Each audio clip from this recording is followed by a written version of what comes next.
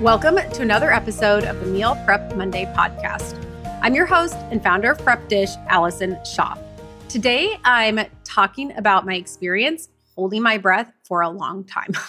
Before we get into today's content, I have an email from Prep Dish customer Lee that I wanted to read to you. Lee says, I have been doing this with my daughters in their mid-20s, and we were discussing it this weekend about how wonderful it is to be able to prep one day and the food is ready for the whole week.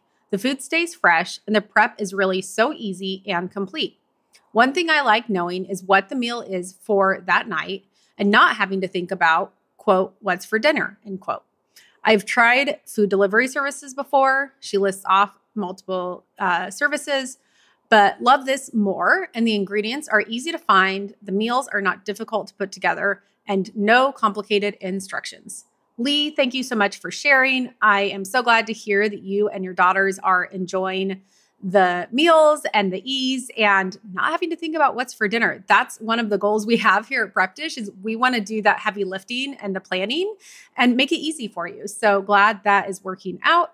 If you are listening and have not tried out these meal plans, you can head to prepdish.com/MPM, short for Meal Prep Monday, and try it out for 2 weeks for free. It gives you 14 days to have access to all of our different plans. You can log in and see the different meal plans that we offer, try it out in your life, see how it works for you.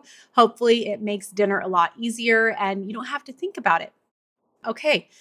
Let's dive into today's content. So I thought it would be fun to talk about this experience. So I got invited to do this I sit on a board for an entrepreneurs group called Entrepreneurs Organization, and they put this on just for the board. So William Trubridge is the name of the host who hosted this experience. He was doing a talk for the group at large the next day, but this was just for a small group.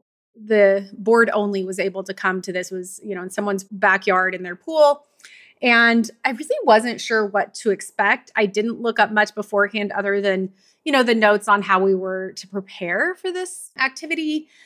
So he is an 18-time world record free diver. He also has a really popular TEDx video that I can link in the show notes.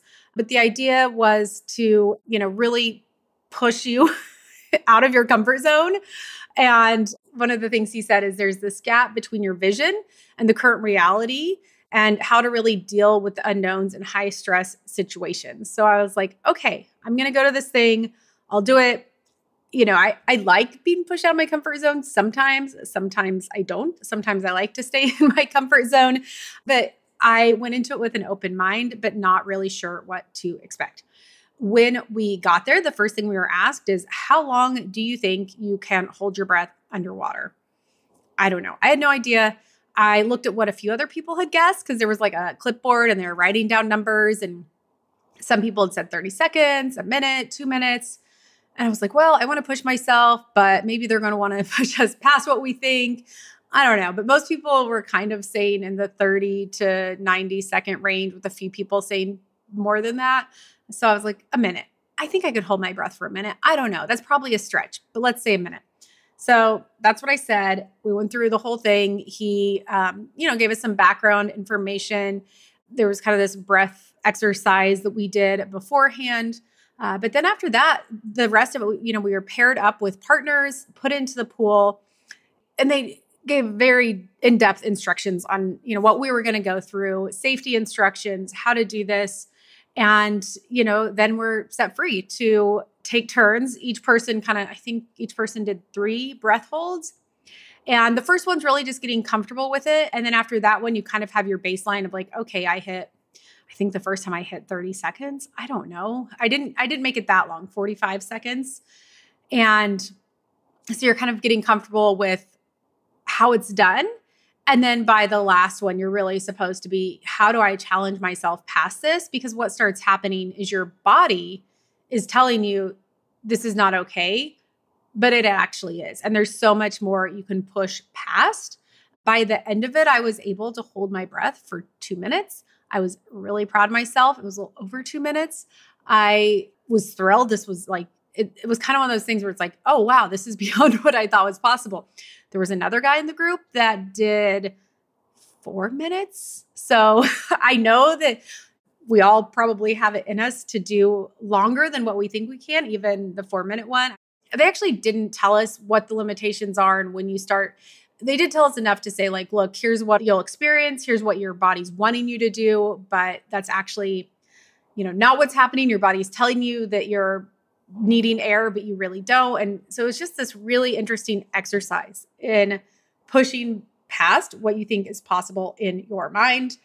And in the moment, it was like, I was very proud of myself. It felt really exhilarating to kind of push past what, you think your possibilities are. So that was cool in the moment. So this was about a month ago.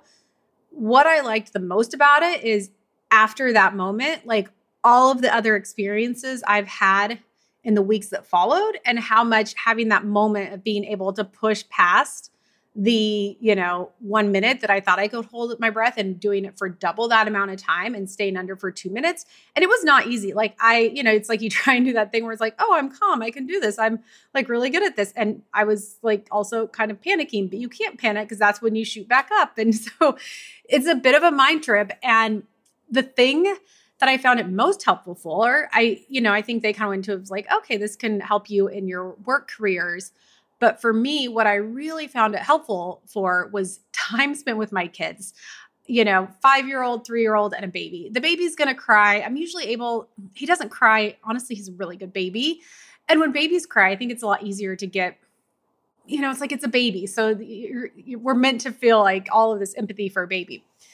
3-year-olds and 5-year-olds, it gets tougher, right? Like they will whine a lot depending on the day. Sometimes they don't, but they have tantrums. And at 3, it's like that phase. I mean, both of mine so far have gone through it where it's like the tantrums are over something that's so unreasonable. And it's often something that's happened in the past that even if you were to all of a sudden be like, succumb to it and be like, okay, we can do that. Like it's too late. The moment passed. We can't backtrack time. This has already happened. There's no way to change it. So I'm sure for any of you moms out there, you could know. And, there's situations like this all the time, like even dealing with people in work or, dealing with you're making a phone call for your bank or, there's just times when it's like, oh my gosh, this is so frustrating. And it's like in those moments, it's like, okay, I really can stay calm for longer than I think. And so I think the breath holding thing really translated into me having even that much more patience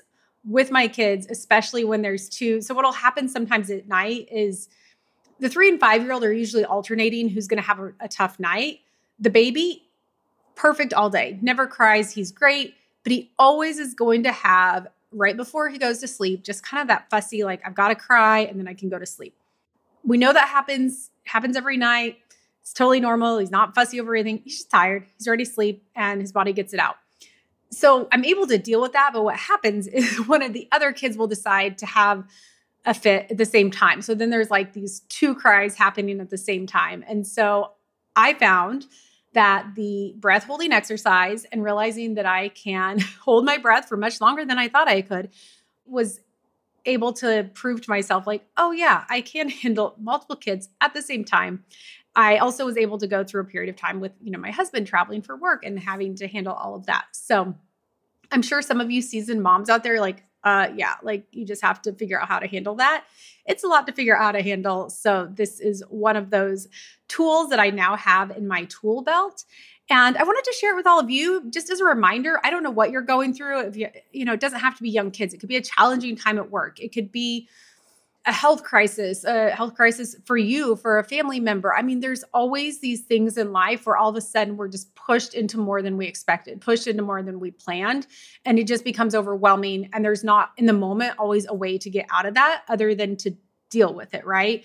And I think having those moments to reflect on, to remind ourselves we are possible of so much and being able to tap into that. So that way in the moment, you can really stay calm and be that pillar that you need to be either for yourself or for those around you.